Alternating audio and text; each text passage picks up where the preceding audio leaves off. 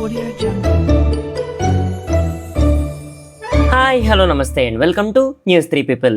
Present మన film industry ముఖ్యంగా TFI position కోవిడ్కి ముందు కోవిడ్కి తర్వాత అన్నట్టుగా ఉంది. దీనికి ముఖ్య కారణం ఓటీటీ ప్రభావం. ఓటీటీ ప్లాట్ఫామ్స్ తెలివిగా ప్లాన్ చేసుకొని ప్రొడ్యూసర్స్కి బాగా అలవాటయ్యేలా చేశారు. దీనివల్ల థియేట్రికల్ ఇన్కమ్ చాలా వరకు డ్రాప్ అయిపోయింది.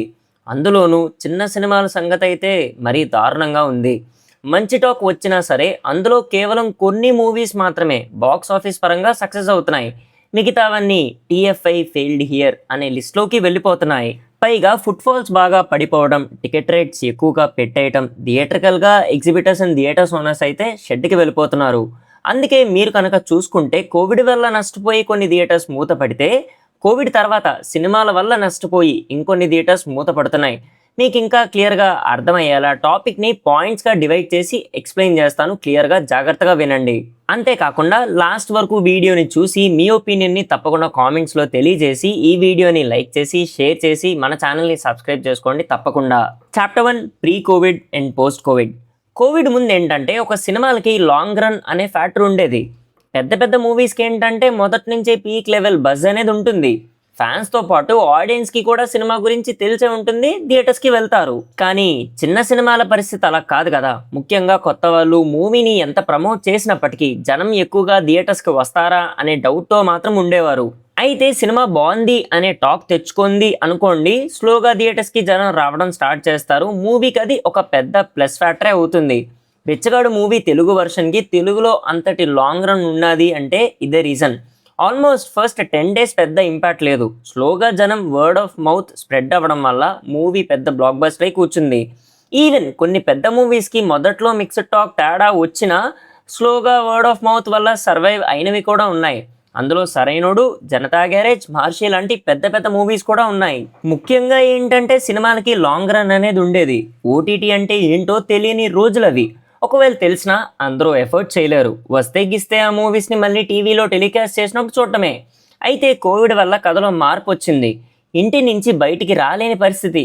సో ఇంట్లో టీవీ మాత్రమే ఎంటర్టైన్మెంట్కి ఆప్షన్. అప్పుడు జనం ఓటీటీకి షిఫ్ట్ అవ్వడం స్టార్ట్ చేశారు. ఓటీటీలో వేరే లాంగ్వేజెస్లో ఉండే మూవీస్ అండ్ సిరీసెస్ని ఎక్స్ప్లోర్ చేయడం కూడా స్టార్ట్ చేశారు. ఒక రకంగా ఇది ప్లస్సే.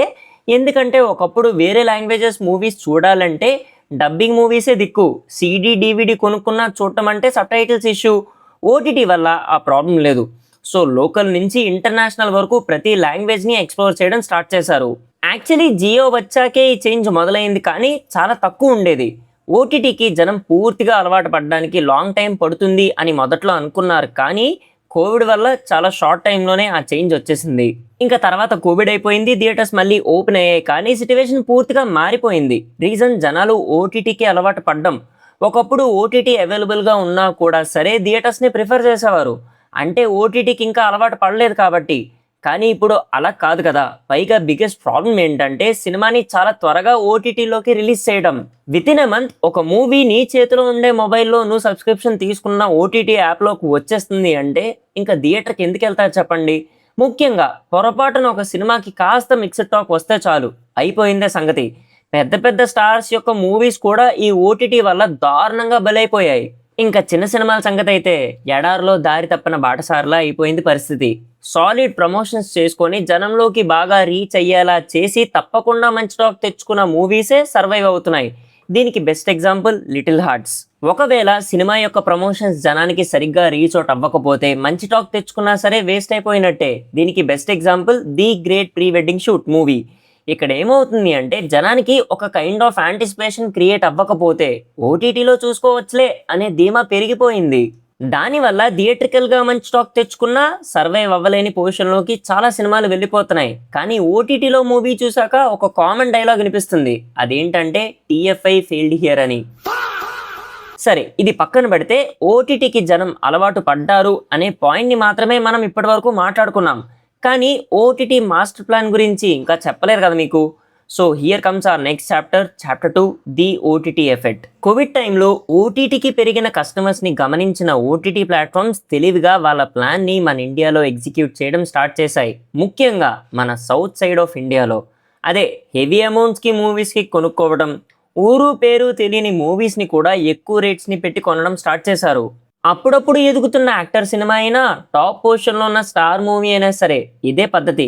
పాపం ఈ విషయం అర్థం కాని మన బానిసలు మావోడి సినిమాని ఆ రేటుకు కొన్నారు, మావోడి సినిమాని ఈ రేటుకు కొన్నారు అని ట్విట్టర్లో ఫ్యాన్ వార్స్ చేసుకోవడం స్టార్ట్ చేశారు.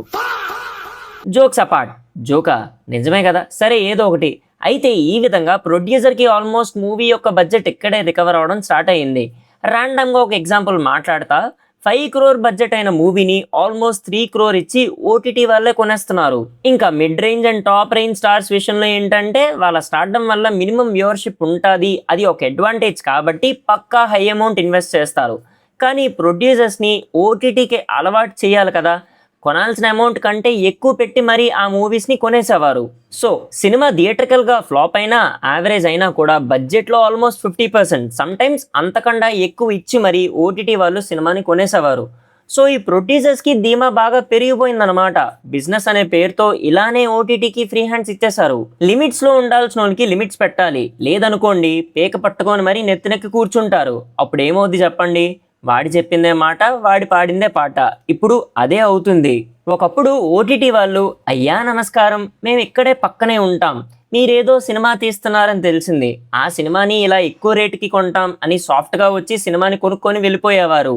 మరిప్పుడేమో నువ్వు ఎవరితో సినిమా తీస్తున్నావు, ఎంత పెట్టి తీస్తున్నావో నాకు అనవసరం, నేను ఒక రేట్కి నీ సినిమాను కొంటున్నానని చెప్పి నువ్వు ఒప్పుకున్నావా, మర్యాదగా నేను చెప్పిన రేట్కి నీ మూవీని రిలీజ్ చేయాలి, లేదంటే నీకు ఇస్తానన్న రేట్లో సగం కట్ చేసి ఇస్తా, సినిమాకి ప్రొడ్యూసర్ నువ్వైనా పెత్తనం నాది, అర్థమైందా అంటూ స్ట్రాంగ్ వార్నింగ్ ఇచ్చి పూర్తిగా ఒక సినిమా రిలీజ్ డేట్తో సహా మొత్తం వాళ్ళ కంట్రోల్లో పెట్టుకుంటున్నారు.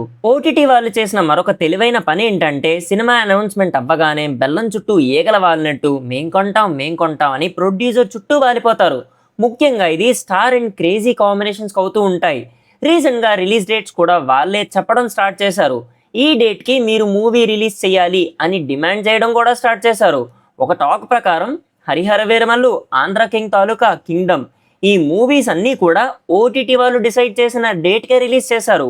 వీళ్ళు ఏంటంటే థియేట్రికల్ రిలీజ్ తర్వాత వచ్చే ఓటీటీ డేట్ని మాత్రమే చూస్తారు. వాళ్ళకి వ్యూవర్షిప్ ఎక్కువగా వస్తుంది అనే డేట్కి ఓటీటీ రిలీజ్ ఉండేలా చూసుకుంటారు. థియేట్రికల్ రిలీజ్ డేట్ ఎలా ఉన్నా వాళ్ళకి సంబంధం లేదు, అది సీజన్ అయినా నాన్ సీజన్ అయినా చెప్పిన డేట్కి మూవీ థియేటర్లో రిలీజ్ అయిపోవాల్సిందే.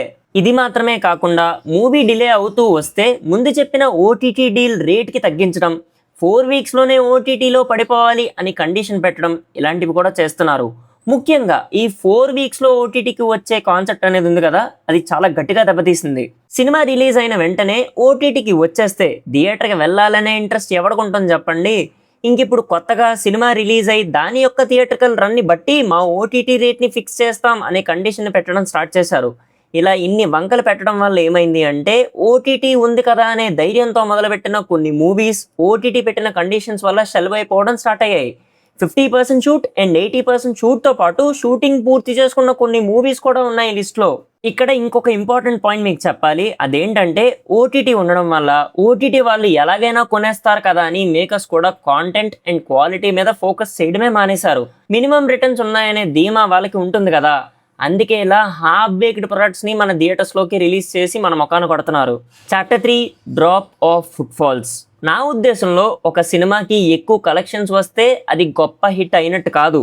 ఎక్కువ ఫుట్ఫాల్స్ ఉంటే జనం ఎక్కువగా థియేటర్స్కి వచ్చి చూశారు అంటే అది నా ఉద్దేశంలో పెద్ద హిట్ అయినట్టు. ఒకప్పుడు ఒక సినిమా ఫుట్ఫాల్స్ కూడా కన్సిడరేషన్లోకి తీసుకునేవారు, పైగా ఒక బ్యాలెన్స్ ఉండేది కలెక్షన్స్కి ఫుట్ఫాల్స్కి. కానీ ఇప్పుడు ఫుట్ఫాల్స్కి కలెక్షన్స్కి అసలు సంబంధమే లేకుండా పోతుంది. దీనికి కొన్ని రీజన్స్ ఉన్నాయి. అందులో ఒకటి టికెట్ హైక్స్. కొంతమంది so called top producers, directors, actors ticket హైక్స్ని ఎంత సమర్థించుకున్నా సరే టికెట్ హైక్స్ సినిమాలకి పెద్ద ముప్పే. ఈ టికెట్ హైక్స్ గురించి నాకు తెలిసి మనం చాలానే వీడియోస్ చేసాం, చాలా వీడియోస్లో కూడా మాట్లాడుకున్నాం. ఇప్పుడు కూడా మళ్ళీ ఆ విషయమే వచ్చింది. ఓటీటీతో పాటు టికెట్ హైక్స్ కూడా ఫుట్ఫాల్స్ డ్రాప్ అవ్వడానికి one of the main reason అనే చెప్పాలి కాదు చెప్తున్నాను. ఇప్పుడు కామెంట్స్లో పడి ఫ్యాన్ వార్స్ చేసుకుంటారని ఇద్దరు వేరువేరే యాక్టర్స్ యొక్క మూవీస్ని కాకుండా ఒకే యాక్టర్వి 2 movies యొక్క ఫుట్ఫాల్ కంపేర్ చేస్తున్నాను. ఆయనే ప్రభాస్ గారు. ప్రభాస్ గారు నటించిన Baahubali the beginning movie world wide collections 600 నుంచి 650 కోట్లు. ట్విస్ట్ ఏంటంటే ప్రభాస్ గారి comeback film Salaar cease fire collections కూడా అంతే, కానీ ఫుట్ఫాల్స్ మాత్రం చాలా డిఫరెన్స్ ఉంది. Baahubali the beginning 4.5 CR, Salaar cease fire 2.78 CR. ఇక్కడ బిగ్గెస్ట్ ట్విస్ట్ ఏంటంటే 1000 CR కలెక్ట్ చేసిన కల్కి 2898 AD ఫుట్ఫాల్స్ చూస్తే 3.61 CR. ఇక్కడ ఇంకొక ట్విస్ట్ చెప్పనా, ఎప్పుడో 1981లో రిలీజ్ అయిన ప్రేమాభిషేకం ఫుట్ఫాల్స్ 2.25 CR. అప్పటికి ఇప్పటికీ ఉన్న జనాభాలో డిఫరెన్స్ ఎంత ఉందో ఆలోచించండి. పోనీ బాహుబలి ది బిగినింగ్తో కంపేర్ చేసి చూడండి ఎంత తేడా ఉంది. సినిమా థియేటర్కి వచ్చి చూసే వాళ్ళ సంఖ్య తగ్గుతుంది, కానీ కలెక్షన్స్ మాత్రం ఎక్కువ ఉన్నాయి. టికెట్ రేట్స్ కంట్రోల్లో లేకపోతే ఫుట్ఫాల్స్ ఇలా తగ్గుతూనే వస్తాయి. ఇంకా చిన్న సినిమాల సంగతి అయితే మాట్లాడాల్సిన అవసరం కూడా లేదు. అది పరిస్థితి. ఎప్పుడో వచ్చిన 2017లో టికెట్ రేట్స్తో ఇప్పుడున్న టికెట్ రేట్స్తో కంపేర్ చేసి చూడండి. బాహుబలి ఆ టైంలోనే 200 కోట్లు పైనే గ్రాస్ చేసింది డే 1. క్రేజ్ హైప్ దగ్గర అదే రేంజ్లో ఉన్న మూవీస్ ఇప్పుడు వస్తున్నాయి. ఆ నెంబర్ని రీచ్ అయిన మూవీసే లేవు, ఉన్నా కూడా ఫుట్ఫాల్స్ తక్కువ. పైగా ఇప్పుడు బోనస్గా ప్రీమియర్స్కి టికెట్ రేట్లు 500 అండ్ 1000 రూపాయలను కూడా పెడుతున్నారు. ఏముంది ఇక్కడ, ఫుట్ఫాల్స్ తక్కువ ఉంటాయి, నంబర్స్ చూస్తే ఎక్కువ ఉంటాయి. అయితే ఒక మూవీకి టాక్ బాగుంటే కనుక 11 days వరకు ఆ హైక్ని కంటిన్యూ చేస్తున్నారు. అంతేకాకుండా హైక్స్ అవసరం లేని మూవీస్కి కూడా హైక్స్ ఇస్తున్నారు. ఇలా అయితే థియేటర్స్కి జనం ఏం వస్తారు, ఫుట్ఫాల్స్ ఏం పెరుగుతాయి? ఇవన్నీ చూసి కూడా ఇంకా టికెట్ హైక్స్ని ఎలా సమర్థిస్తున్నారో అర్థం కావట్లేదు. Chapter 4 solution. నిజం చెప్పాలి అంటే నార్త్ సైడ్ ఆఫ్ ఇండియా దీనికి ఒక సొల్యూషన్ ఎప్పుడో తీసుకొని వచ్చేసింది. అందుకే వాళ్ళ మూవీస్ లాంగ్ రన్ చేస్తున్నాయి. చిన్న సినిమాలు కూడా మంచి టాక్ వస్తే లాంగ్ రన్లో సక్సెస్ అవుతున్నాయి. అదేంటంటే 8 weeks ఆఫ్ OTT డీల్. మన సైడ్ సింగిల్ స్క్రీన్స్ ఎక్కువ, కానీ నార్త్ సైడ్ మల్టీప్లెక్సెసే ఎక్కువ. మొత్తం మల్టీప్లెక్సెస్ బ్యాచెస్ అంతా కలిసి ఒక్కటై 8 weeks వరకు సినిమా ఓటీటీలోకి రాకుండా ఉంటేనే మేము స్క్రీన్స్ ఇస్తాము, లేదంటే ఇచ్చే ప్రసక్తే లేదని తేల్చి చెప్పేశారు. అందుకే హిందీ మూవీస్ అంత త్వరగా ఓటీటీలోకి రావు. పైగా వీళ్ళు ముందే ప్రాబ్లమ్ని పసిగట్టి సొల్యూషన్ వెతుకొని స్ట్రాంగ్గా ఉన్నారు. అందుకే హిందీలో రిలీజ్ అయ్యే మన మూవీస్, అదే pan India movies, either 8 weeks తర్వాత ఓటీటీలోకి వస్తాయి. ఫర్ ఎగ్జాంపుల్ కల్కి 2898 AD, Pushpa 2 the rule, Hanuman. లేదా 4 weeks తర్వాత సౌత్ లాంగ్వేజెస్లో రిలీజ్ అయిపోయి 8 weeks తర్వాత హిందీ ఓటీటీ వర్షన్లోకి వస్తుంది. దీనికి best example Devara, Salaar, Rajasaab, Game Changer, Mirai. ఇదే పని మన సౌత్ సైడ్ ఆఫ్ మూవీస్ కూడా చేయాలి. యాక్చువల్లీ ఇదే ప్లాన్లో ఉన్నారు కూడా. ఇప్పుడు SIFPA, south Indian film producers association, ఒక కీలక నిర్ణయం తీసుకోబోతుంది. 8 weeks వరకు ఏ సౌత్ మూవీ కూడా ఓటీటీలోకి రాకుండా చూడడానికి ప్లాన్ చేస్తున్నారు. ఇది కానీ కన్ఫర్మ్ అయి స్ట్రిక్ట్గా ఉంటే మంచి మూవ్ అవుద్ది. స్ట్రిక్ట్ అని ఎందుకన్నానంటే ప్రీవియస్గా TFIలో ఈ మాట వచ్చింది, కానీ ఎవరూ ఫాలో అవ్వలేదు. మరి ఇప్పుడు ఫాలో అయ్యేలా స్ట్రిక్ట్గా ఉంటారో లేదో మరి వాళ్ళకే తెలియాలి. యాక్చువల్గా ప్రొడ్యూసర్స్ అండ్ ఎగ్జిబిటర్స్కి మధ్య ఇంకొక విషయం కూడా జరుగుతుంది. దాని మీద ఇంకా పూర్తిగా వేరే వీడియోలో చెప్తాను. యాక్చువల్లీ దాని గురించి రీసెర్చ్ చేస్తున్నాం. ఏం చేద్దాం అనుకుంటున్నారు, అడ్వాంటేజెస్ ఏంటి, డిసడ్వాంటేజెస్ ఏంటి, థియేటర్స్కి ఎలాంటి బెనిఫిట్స్ ఎలా అని చూడాలి. బట్ ఇప్పటికైతే ఓటీటీ ఎఫెక్ట్ ఒక పెద్ద స్ట్రోక్లా మారింది. ఫుట్ఫాల్స్ కూడా చాలా దారుణంగా పడిపోతున్నాయి. ఓటీటీ ఎఫెక్ట్ విషయంలో ఏమైనా కంట్రోల్ ఉంటుందో ఏమో తెలియదు, కానీ ఫుట్ఫాల్స్ మాత్రం తగ్గుతూ వస్తున్నాయి అనిపిస్తుంది. ఎందుకంటే వీళ్ళు సచ్చిన టికెట్ హైక్స్ తగ్గించరు కాబట్టి, అదిదా సంగతి. మరి ఈ వీడియోని ఇంతవరకు చూసారు కాబట్టి మీ ఒపీనియన్ ఏంటి తప్పకుండా కామెంట్స్లో చెప్పండి. అండ్ ఆల్సో ఈ వీడియోని ఇంతవరకు చూసారంటే మీకు వీడియో ఎంతో కొంత నచ్చిందని అనుకుంటున్నా. సో తప్పకుండా ఈ వీడియోని లైక్ చేసి మీ ఫ్రెండ్స్ అండ్ ఫ్యామిలీతో షేర్ చేసి మన ఛానల్ని సబ్స్క్రైబ్ చేసుకుంటారని కోరుకుంటూ, మళ్ళీ ఇంకో కొత్త వీడియోతో మళ్ళీ మీ ముందుంటా. Until then take care and bye by.